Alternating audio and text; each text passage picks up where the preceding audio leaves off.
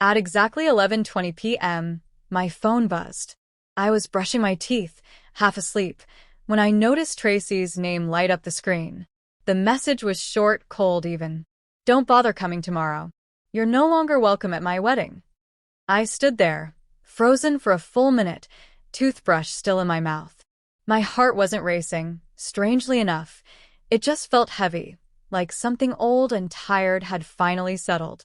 What Tracy didn't know, what she couldn't have known, was that the final payment for her wedding venue was due at 8 a.m. the next morning. And the entire booking? It was in my name. I had a decision to make. And for the first time in a long while, I chose myself. Tracy is my younger sister, 5 years younger. Growing up, she was always the golden one. Louder, prettier, more dramatic. She'd cry at dinner and get her way because she was just sensitive. I was the opposite, the responsible one, the fixer. The one who stayed quiet when Dad drank too much and Mom just turned the volume down emotionally. When our parents divorced, I stepped in not legally, but emotionally. I helped Tracy get through her senior year, paid for her community college, helped her land her first apartment. I literally kept the lights on. So when she got engaged to Ethan, her high school sweetheart turned gym manager, I was genuinely happy for her. He's a decent guy, if a little simple. When she told me about the venue she had her heart set on, a trendy barn-glass hybrid tucked away in the Catskills, I didn't even blink at the cost. She didn't have the credit score or the savings. But I did. "Just until after the wedding," she said. "We'll pay you back with the gifts. Promise." So, I signed the contract. That was 8 months ago. I put down $7,500 for the deposit. Over time, the red flags began to appear, subtle at first. Tracy changed. She became more entitled, less grateful. The thank yous turned into you shoulds. She asked me to cover the florist, then the makeup artist, then the wedding favors, mini candles with their initials on them that no one would actually want. Each time, I reminded her gently, "Tracy, I'm not made of money." And every time, she laughed like it was some kind of joke. 3 weeks before the wedding, I finally drew a line. I told her and Ethan they needed to cover the remaining $4,200 payment. Her reply? Well, that wasn't the deal. It wasn't exactly a fight, but it didn't sit right. You know that tightening in your chest when someone you love sees you less as a person and more as a bank account? Asked her to sign a simple repayment agreement. Just something to protect myself. She looked at me like I'd slapped her. Wow. You really think I'd screw you over? I didn't say yes. But I didn't say no either. 2 nights before the wedding, I wasn't invited to the rehearsal dinner. That stung. But I brushed it off. Then came the text. "Don't bother showing up tomorrow." No call. No explanation. Just that. I tried calling her.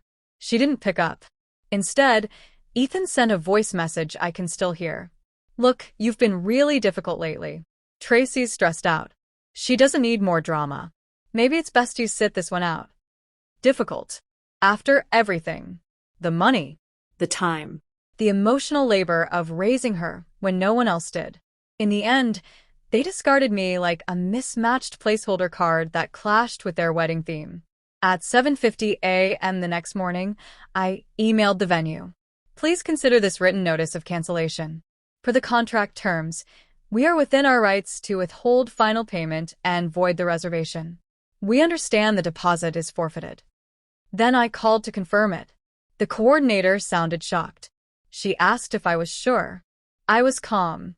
Steady. "I won't be attending the wedding," I said. "There won't be one." At 9:12 a.m., Tracy called.